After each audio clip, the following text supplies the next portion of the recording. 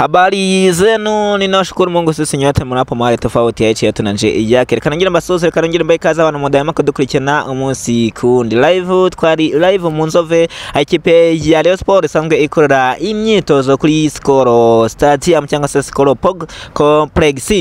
Ati rero bimeze bitese n'iki cyava kuri uyu mugoroba kuri uyu wa gatatu ku itariki 19 z'ukwezi kwa 11. Rayon Sport yasibuka imyitozo iri kumwe n'abakinyi bayo bose sibye umukinyi umwe rukombi bamwita Tambwe Guruwari Ngongo. Ne mukinyi wenyine utabashije kuza mu myitozo, ese afite iki kibazo byose ndaje kuba mbikubwira byose, reka nzenguhe ukuri uyu mukinyi byose ukuriye kubimenyera ahangaha. Ese bimeze bite by'abakinyi bawe bose byose, reka nze guhe breaking news n'amakuru ajyanye n'ikipe ya Al Hilal ndetse na El Merreikh amaze kuba yemerwa gukina Rwanda Premier League. Ngubwire umunsi azakinira byose, amakuru mashya yose yamenyera ahangaha mu kipe yawe ukunda cyane, yaba ari Rayon Sport, APR FC, Al Hilal, El Merreikh, Police FC n'andi makipe yose. Ariko mbere ko dukomeza, banzu kandi like kandi subscribe, asigaye tujyane gatanu kuri kagenzi kako.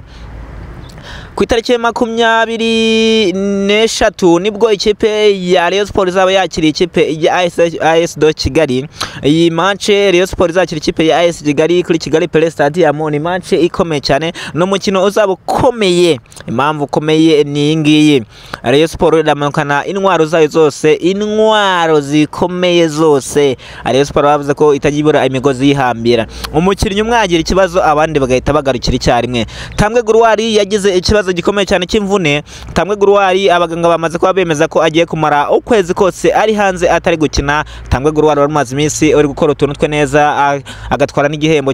cy'umukinnyi witwaye neza mu kwezi kwa 9. Murabyibuka neza cyane ko Tambwe Guruwari ariwe mukinnyi wahembwe nk'umukinnyi w'ukwezi kwa 9 mu ikipe ya Rayon Sport, ahembwa na Skol kabisa. Ariko rero nyine wagira ngo Rayon Sport uyu mwaka sinzi kabisa, sinzi umuntu wayirogeye, sinzi cyangwa sinzi aho barogesheje, kuko Rayon Sport umukinnyi aravunika buri munsi. Yaraje bita Asmani Kumana atamaze kabiri ahita avunika. Yaraje bita Emery Bayisenga ahita avunika, ne yari yakina umukino n'umwe wa champion Emery Bayisenge abanje mu kibuga, ntabwo birabaho. None Tambwe Guruwari nawe yaratangiye ko utuntu twe neza, nawe ahise avunika. Ariko igihari nuko nubwo amaze kuvunika leta nyiburi imigozi yihambira, obita Asmani Kumana na Forunganye bagarukiye icyarimwe tayari. Ibingibyo biri officiel, nangira umuntu makanya byabe ndi mujye mwandika muri comment ngo watubeshye bimeze bite. Wapi, ahangaha ni inkuru ni imamo obita Forunganye ndetse na Asmani Kumana. Kuko video bare bafashe n'umugoroba ubwo twari mu Nzove, baraye nabo bashyize kuri Rayon Sport TV, babigaragaje nabo bari no kubyivugira ati Forunganye Ndikumana Asmani, we are back, ati turagarutse mu bintu byacu. Abasore rero bagarukira rimwe ku munsi wo ku cyumweru. Rayon Sport kirana n'ikipe ya AS Kigali bazaba bari mu kibuga gatanu kuri kagenzi kako. Ubwo muri wa mwanya wenda wo bita Tambwe Guruwari ariko zaba ari gukina, abasore nibo bazaba ari kuhakina bakora ibintu byabo neza cyane. Rayon Sport iri kureba byo kiyabona amanota 3 ku ikipe ya AS Kigali. AS Kigali irarye irimenge kuko abakinnyi n'ubundi bacyakira AS Kigali, umwe muri we yaciye muri Rayon, Rudasingwa Press yaciye muri Rayon, wenda atari n'inyenyeri, none niwe nyenyeri AS Kigali ifite. None Rayon Sport yimanukaniye ibisuka byayo bibiri, yimanukaniye Forunganye, yimanukana Ndikumana Asmani. Ubwo se wayibeshye iki? Ubwo wayikangisha iki? Mbwira wayikangisha iki? Andi makuru hari nubwo wabonye imbanza aka video ukabona no kubona uwo bita Mohamed Sheri wenda ahangaha ntabwo nakubeshya niko kuri guhari. Mohamed Sheri yamaze kuba atandukana ikipe ya Rayon Sport kubwumvikane uwo bita Mohamed Sheri ndetse n'umutoza Azuzi Irotifu bwo yari umutoza wungirije. Abo bombi bamaze kuba batandukana n'ikipe ya Rayon Sport. Ubwo ikibazo gisigaye hagati ya Rayon Sport ndetse na Aruna Feruzi, niwe bakigijya, niwe bananiwe kumvikana, niwe bagishaka uko babigenza kugira ngo uyu mugabo abe arangizanya n'ikipe ya Rayon Sport. Rayon Sport iri gushaka kumuha ibihumbi 20 miliyoni 20 z'amanyarwanda, kuko bari ari ibihumbi 20, ubwo yaba ari mu madolari miliyoni 20 z'amanyarwanda. Ubwo harimo miliyoni 15 z'amezi 3 agomba guhabwa, hakazaho n'izindi miliyoni 5 z'ukwezi kwa 10 atigeze ahembwa. Ubwo bakajya batandukana n'ikipe ya Rayon Sport nuko ibintu bimeze. Ariko Mohamed Sheri tayari we na Azuzi Latifi we bamaze kwa barengezanya ubwo bamwe bajya ngo 11 n'abazungu sinzi rero nyite murabyita ari yihe kuko nta muzungu numwe uri muri Reyo kuruhu ubwo kuruhu nta muzungu uri muri Reyo we keretse n'imisigarira kwizana kwa gondi wasiragiye bisobanura ngo 11 n'abazungu yavuze ngo 11 n'abazungu abari kuvuga mu buryo bwo gukora cyangwa se mu buryo bwo mu kibuga nyine bakora kizungu mu buryo bwo gukina ubwo rero nuko bimeze ku ruhande rw'ikipe ya Rayon Sport kuri aba bakinnyi muri rusange mbaye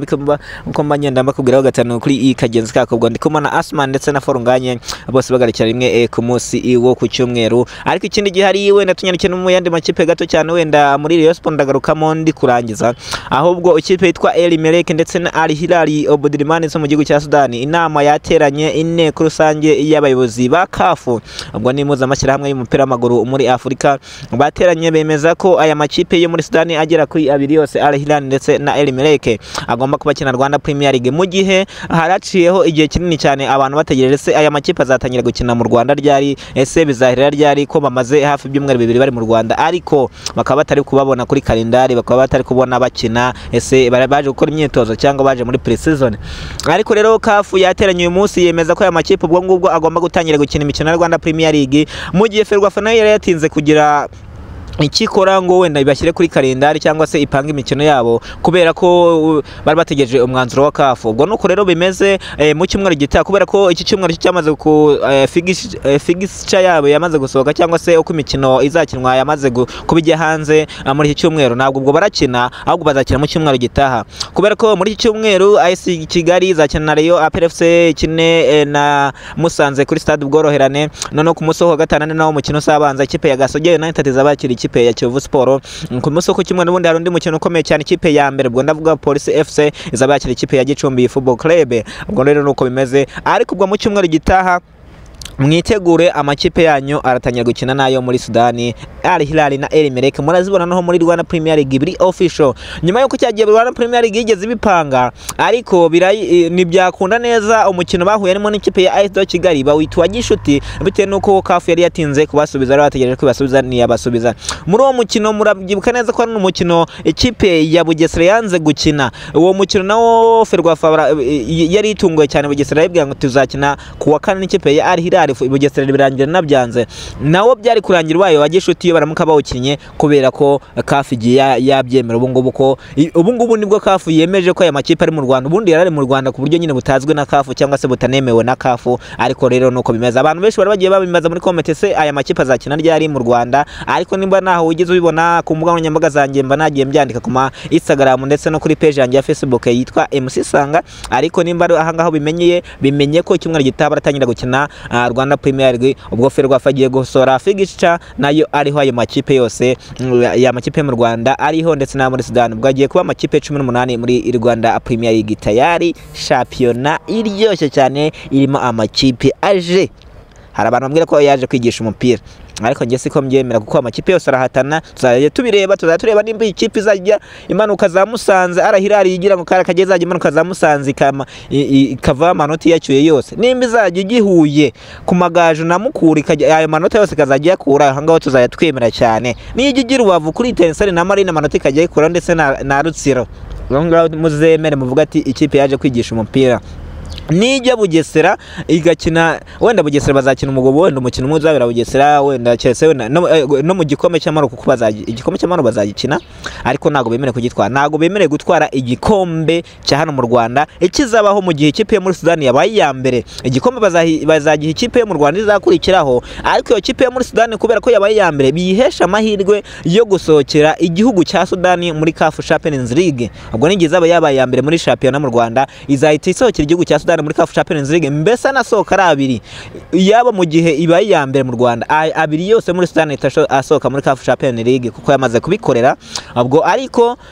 itabaye ya mbere nabo ntago basohoka icyo basaba kugira ngo bazasohoke muri CAF Champions League nuko baba mbere mu Rwanda ibyo igikombe byo babyibagirwe ariko hari gahunda yuko bazajya gukina imikino ya nyuma n'amakipe yandi yasigaye muri Sudani bagajya gukina imikino ya nyuma kugira ngo nabo bahabwe igikombe nyine ya nyuma bigiye isigaye yo gusoza asigaye nabo bahabwa igikombe nyine nk'abakinnyi baba nk'ikipe ibimaze umwaka wose ikina shampiyona. Rero nuko bimeze, iyi shampiyona nabyo ni hame igomba kuba ndende cyane kuko irimo amakipe mashya ariko izaba iryoshye kurushaho. Rero ikindi gihari nkuko nagiye ngenda ambikubwira,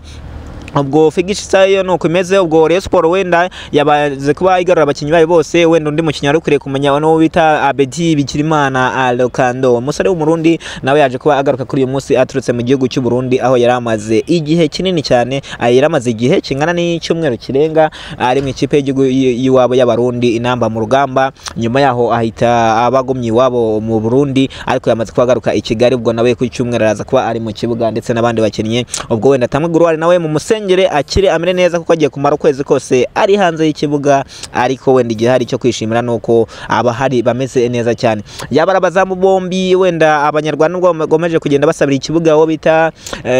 Mugisha Yves ngo barebe byo kiyabona ikibuga, ariko Pavel Nzira ari tayari cyane kuba yarifata, kutsindwa nyine uko atsindwa nuko n'abandi bose batsindwa, ariko azaba ari mu kibuga kabisa. Abandi nanone ubwo defasi abantu bakoze Figisha, hari umuntu ugeze ubitenga aravuga ati kubenda kose defasi igomba kuba irimo bita Yusuf Dianye na Emery Bayisenge na Shimimana Emmanuel Kabanga, bita Senamgo ari Omani akajya kuri bench ko amaze iminsi nawe bamucisha imipira ikipe bakayitsinda. Undi nanone bita Musore Press we kuko ari gutozwa n'umurundi mugenzi we cyangwa se mwene wabo Aruna Feruzi, ari kumuha umwanya cyane mu kibuga, biri gutuma rero uyu Aruna Feruzi aho umwanya cyane umurundi mugenzi wabo agakina. Ubwo hari abantu batangiye kujya bandika ngo 11 barabara abarundi nago bakira abazungu, ngo kubera ko Musore Press kuri gatatu keresha ndashimiye aho ngaho ku 8 arimo ari hagati mu kibuga ndashimiye, bakaza Abedi arimo, Tamwe Guruwari umunsi yagarutse zaje barimo, abo bose na abarundi. Ariko igihari nuko Rayon Sport imeze neza, nicyo kintu wenda ukwiriye kuba umenya. Ubuyobozi bw'ikipe ya Rayon Sport rero mu nama yabaye nawe yahuje abadepite bwaje kuba buganirwaho biga ku kibazo cy'ikipe ya Rayon Sport, maze iminsi abantu bayitemera hitaka cyangwa se bavuga ati se ubuyobozi bizagenda bite ko batari gukira ibintu ku murongo, ko maze iminsi baryana, maze iminsi bashyamirana, bimeze bite? Rero inama yabaye cyane yahuze abaminisitiri n'abadepite, baje kongera kugaruka ku kibazo cya Rayon Sport, baravuga ati iki kibazo RGB nigemo igikemure. Hari undi muntu wanditse muri comment ya video nakoze ejo n'umugoroba ari kugaragaza nawe mu burakari bwinshi cyane, yanditse muri video aravuga ati ariko si ikipe ya Rayon Sport hagize nimba ikipe ari ya leta ari y'abaturage, nimba ari ya leta ari y'abaturage, leta kubera ko n'ubundi ari abaturage, leta niyifate iyigurishe n'umukene n'umushoramari ufite amafaranga menshi, nayigura nka miliyari 20, izo miliyari 20 bazifate bazikoresheemo ibindi bintu runaka nyine nk'amashuri, amavuriro n'ibiki byose, ahasiga noneho ikipe ya Rayon Sport umuntu yiguze miliyari nka 20, izo miliyari 20 zishoremo agura abakinnyi bafatika, atwara ibikombe, akore ku buryo wenda kuranda mpuzamahanga ibiri ku rwego rwiza nka za Simba na Yanga, itwa wenda ibe yagera ku mikino nyafurika, ari naho yakungukira. Nicyo kintu cyamufasha cyane, kandi aba afite abakinnyi beza, najya agura umukinnyi mwiza akiri mutoya, n'ubundi bazajya bamugura andi mafaranga menshi cyane ajye mu yandi mashampiyona yo hanze yo mu Rwanda. Ati aho icyo gitekerezo nacyumvise navuga ati nacyo sinakirenze ngo reka nyisome. Rero nuko ibintu bigiye bimeze, reka ibintu ngende bikukena 5 kuri 5 ndaza kuba ngenda ambikubwira uko bimeze, ngendeye musisanga nisanga Empire.